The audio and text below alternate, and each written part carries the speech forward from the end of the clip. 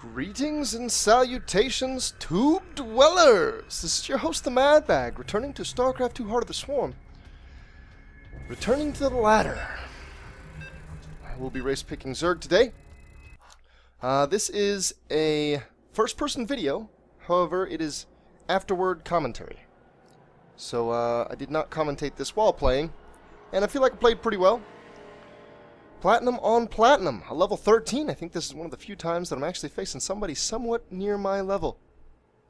Always seem to be facing people way up in level. Maybe it's just because it's not real difficult to get them levels. Haven't played a whole lot, and I'm already past 10, so I reckon it won't be too long. Form up around that 30. And I forgot Star Station. That's the name of this map. I was about to flip out and say, damn it all to hell. Can't keep those map names in mind, but no, this is Star Station. It's a very wide open map, very wide spaces.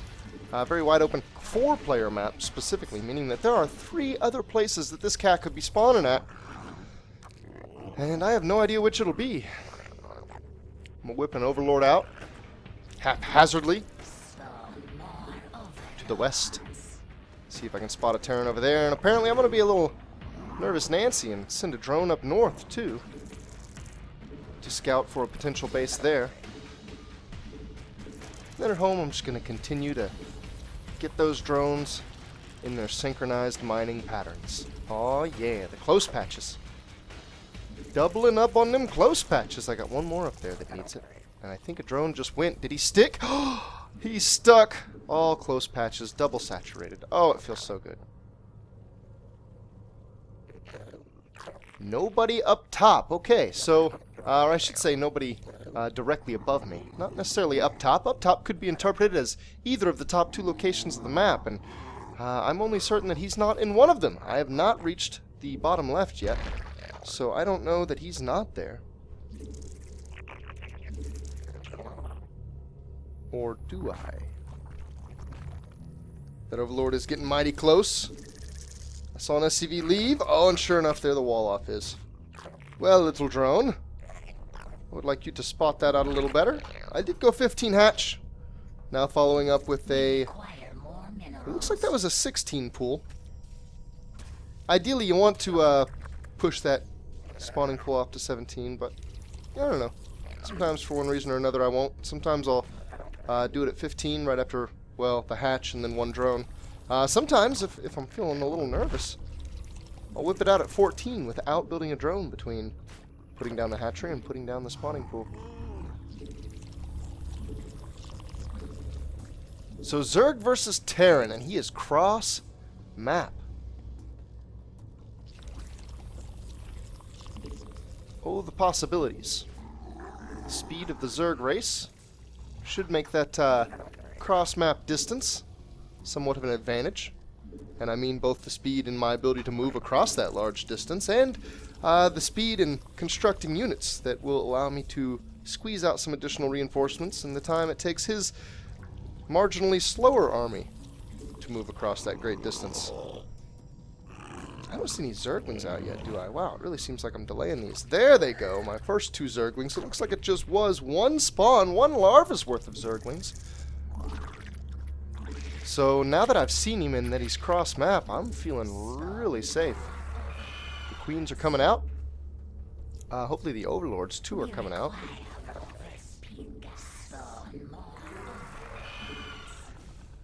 And of course, the drones are coming out. Wow. The time it takes those Zerglings to get across the map. I watched them leave the base a solid 20 seconds ago. They're just now arriving. I think it was a little bit more than that, even. Good looking saturation in the main, at least so far. I lost the Zergling that I sent in to ensure that he had a natural. Although he's bunkering up on the natural, that makes me pretty certain that he's built a command center there as well. So here you see a drone going out to my 3rd. I shouldn't have put that Evo down yet. That was really ill-timed. That actually delayed this 3rd hatchery. That's silly. I don't need the Evo that bad. I guess that does imply that I need a hatchery that bad, and that's not really true.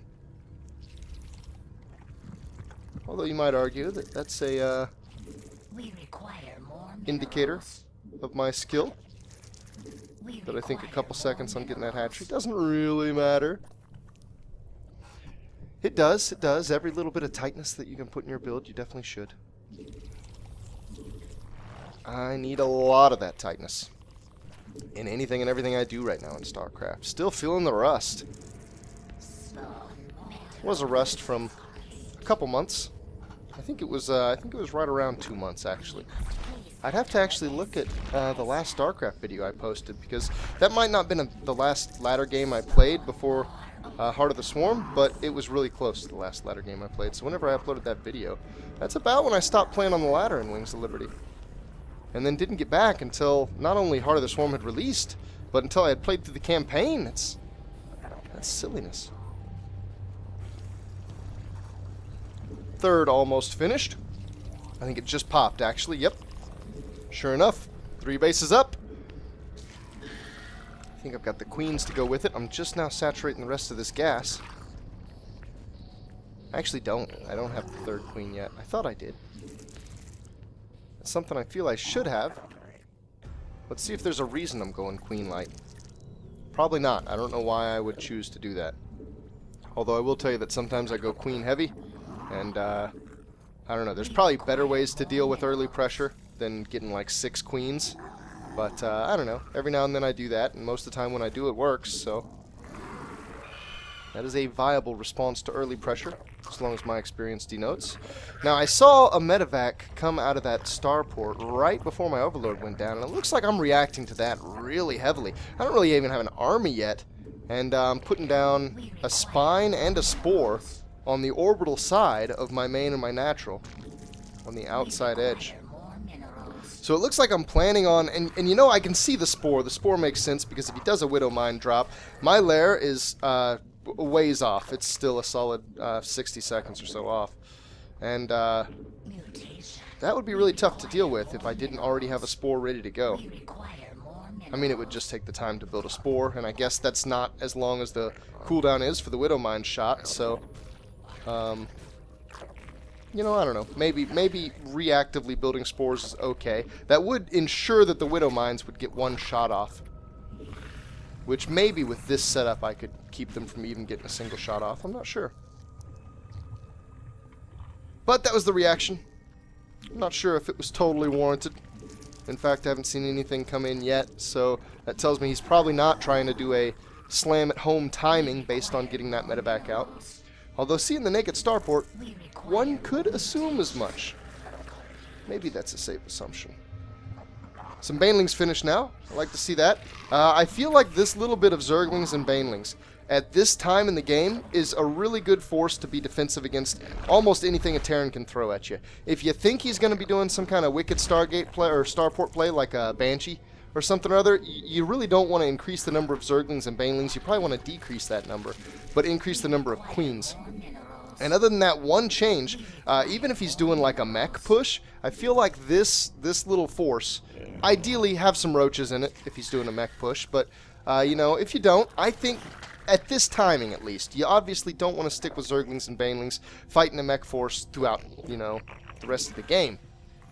It's just, it's a force that could fall apart pretty easily. Oh, and there we see a nice little chunk of Marines coming.